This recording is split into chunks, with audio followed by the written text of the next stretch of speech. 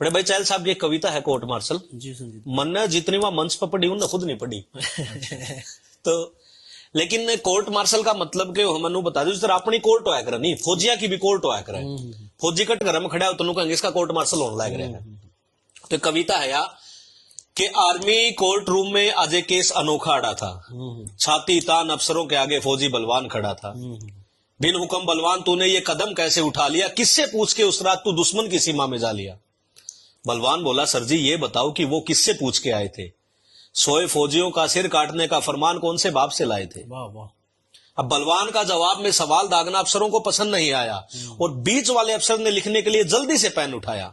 एक बोला कि बलवान हमें ऊपर जवाब देना है, तेरे काटे हुए सिर का पूरा हिसाब देना है। तेरी इस करतूत ने हमारी नाक कटवा दी, अंतरराष्ट्रीय बिरादरी में तूने थू थू करवा दी।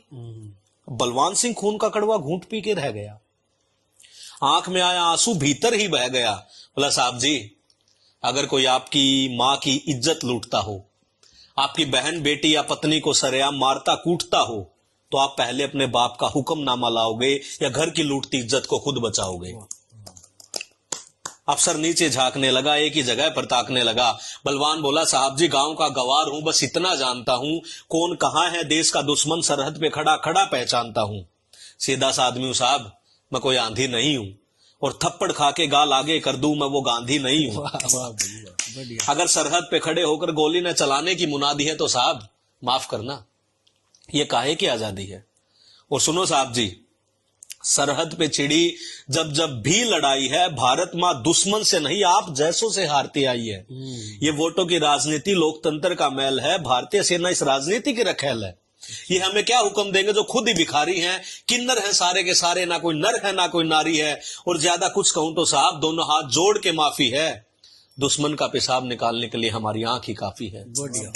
और साहब एक बात बताओ, वर्तमान से थोड़ा सा पीछे जाओ, जब कारगिल में अपना पंजाब वाला यार जसवंत खोया था, आप गवाओ साहब उस दिन मैं बिल्कुल भी नहीं रोया था। खुद उसके शरीर को गांव में जाकर उतार कर आया था, उसके दोनों बच्चों के सिर साहब में पुचकार कर आया था। पर उस दिन रोया जब उसकी घरवाली हौसला छोड़ती दिखी, लघु सचिवालय में चपड़ासी के आगे हाथ पांव जोड़ती दिखी। आग लग गई साहब, दिल किया सबके छक्के छुड़ा दूं, चपड़ासी और चरित्रहीन अफसर को मैं गोली से उड़ा दूं। 1 लाख की आस में भाभी आज भी धक्के खाती है, 2 मासूमों की चमड़ी धूप में यूं ही झुलस जाती है। और साहब शहीद जोगिंदर सिंह को तो नहीं भूले होंगे आप, घर में जवान बहन थी जिसकी अंधा था जिसका बाप। अब बाप हर रोज लड़की को कमरे में बंद करके आता है, स्टेशन पर 1-1 रुपए के लिए जोर जोर से चिल्लाता है। पता नहीं कितने जोगिंदर जसवंत यूं ही अपनी जान गवाते हैं, उनके परिजन मासूम बच्चे यूं दर दर की ठोकरें खाते हैं। भरे गले से तीसरा अफसर बोला कि बात को और ना बढ़ाओ, उस रात क्या हुआ हमले में बस यही सफाई में बताओ।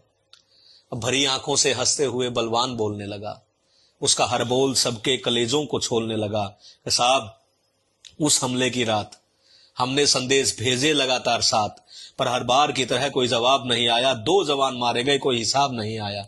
चौकी पे जमे जवान लगातार गोलीबारी में मारे जा रहे थे, हम दुश्मन से नहीं साहब हेडक्वार्टर से हारे जा रहे थे। फिर दुश्मन के हाथ में कटार देख मेरा सिर चकरा गया, गुरमेल का कटा हुआ सिर जब दुश्मन के हाथ में आ गया।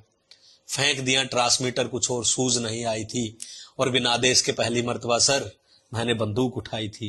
गुरमेल का सिर लिए दुश्मन रेखा पार कर गया, पीछे पीछे मैं भी अपने पांव उसकी धरती पे धर गया, पर वापिस हार का मुंह न देख कर आया हूं। वो 1 काट कर ले गए थे, मैं 2 काट कर लाया हूं। इस बयान का कोर्ट में न जाने कैसा असर गया, पूरे ही कमरे में एक सन्नाटा सा पसर गया।